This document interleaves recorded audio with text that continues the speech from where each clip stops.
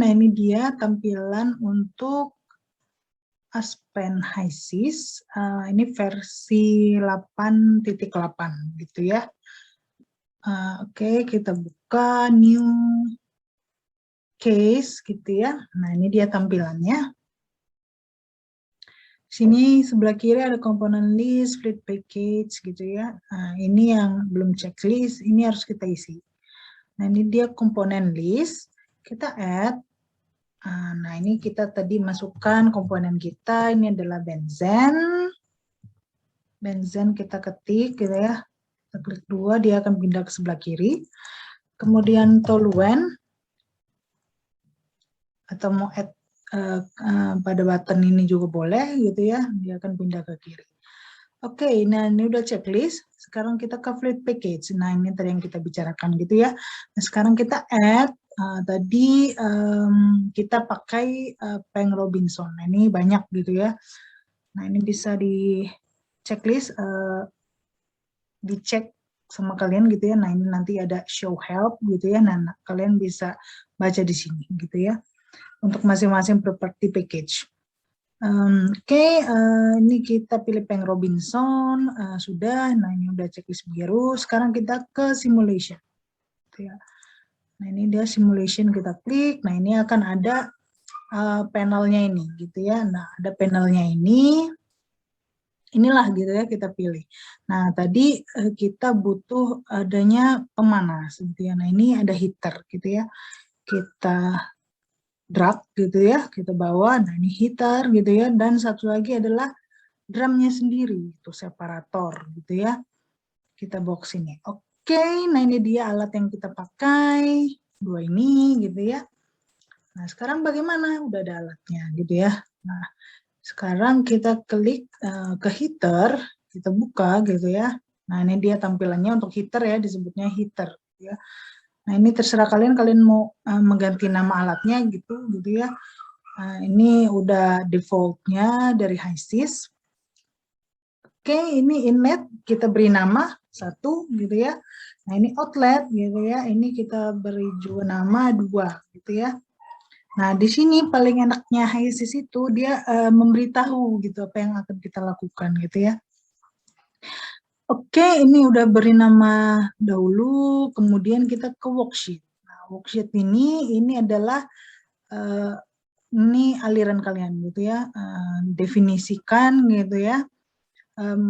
Aliran masuk itu 1 gitu ya ke heater gitu ya. Kemudian 2 ini yang keluar dari heater. Oke gitu ya. Nah, tadi asumsinya adalah temperatur umpan masuk pemanas gitu ya, itu 25. Kita tulis 25 Celcius gitu ya. Nah, ini nanti bisa ubah kalau misalnya unit satuannya berbeda. Oke, ini pressure. Tadi pressure-nya belum ada ya gitu ya. Asumsi kedua tadi adalah molar flow-nya gitu ya. Molar flow-nya 100 kilomol per jam gitu ya. Oke, sudah gitu ya. Nah, sekarang apa lagi gitu kan, kita ke komposisi gitu ya. Komposisi, kita klik di sini juga boleh, ke sebelah kiri ini komposisi ini juga boleh gitu ya. Oke, nah ini dia gitu ya. Tadi adalah equimolar. Kita masukkan 0,5 gitu ya. Kemudian ini juga 0,5. Nah, ini hati-hati gitu ya. Ini ada mole fraction, ada mass fraction, ada mole flows gitu ya. Ini ada mass flows. Nah, kalian tinggal pilih gitu yang mana. Oke kan gitu ya. Sudah oke, habis itu apa lagi yang kita definisikan gitu ya. Tadi adalah dari soal untuk masuk flash drum gitu ya, itu adalah tekanannya 100 kilonewton per meter kuadrat gitu ya. Berarti yang akan masuk ke flash drum ini itu adalah aliran dengan penamaan nomor 2 ini gitu kan gitu ya. Berarti di 2 ini gitu ya, kita tulis di situ adalah 100. Berarti kalau ini adanya Newton per meter kuadrat, berarti dia 2 kalinya, 3 kalinya gitu ya. kali 10⁻³ maksud saya.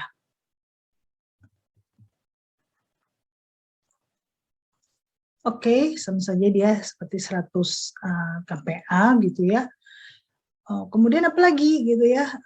Nih, vapor gitu kan yang akan masuk ke flash drum ini itu udah 25% gitu ya uapnya gitu ya. Jadi ini di fase vapornya di aliran kedua itu dia ada sebesar 25 gitu ya. Oke, tapi di sini sekarang masih belum kalau sudah done gitu ya atau udah beres, itu di sini dia akan berwarna hijau gitu ya. Berarti berhasil gitu ya running simulasi kalian gitu. Nah, habis itu apa yang akan dilakukan gitu ya?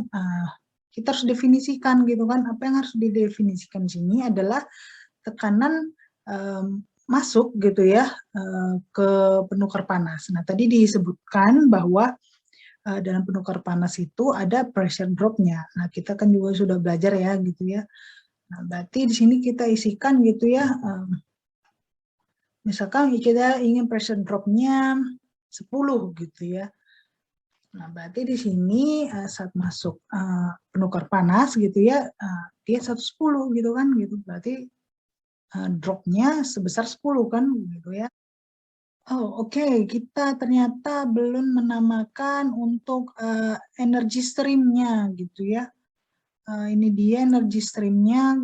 Tadi yang inlet dan outlet kita udah menamakannya dengan 1 dan 2. Nah, ini harus dinamakan juga gitu. Jadi misalkan kita tulis adalah key H gitu ya, karena dia heater gitu ya. Nah, dia sudah hijau gitu ya. Jadi dibaca gitu ya bagian ininya gitu ya, warningnya. Oke, sudah nih duty-nya juga sudah ada. Nah, sekarang kita ke kolom, bukan kolom, drumnya gitu ya, towernya. Nah, ini dia kita klik. Nah, ini dia aliran streamnya kita isi. Aliran 2 kan gitu ya yang masuk gitu kan. Kemudian outlet gitu ya. Nah, kita buat dia 3, namanya ini 4. Nah, dia sudah langsung jalan sendiri gitu ya, sudah oke. Nah, ini kita ganti nama juga boleh gitu ya.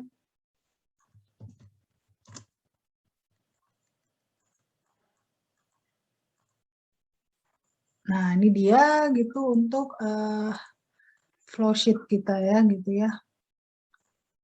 Nah, ini bisa dicek di hasilnya worksheet gitu ya. Nah, ini dia komposisinya gitu. Berarti gitu ya di aliran uap ini itu akan ada benzen gitu ya sebesar 65,71%. Gitu ya. Dan toluennya 34,29%. Sedangkan di aliran 4 gitu ya, nah ini bacanya gitu ya, dia ada benzen sebesar 44,76% dan toluen 55,24%.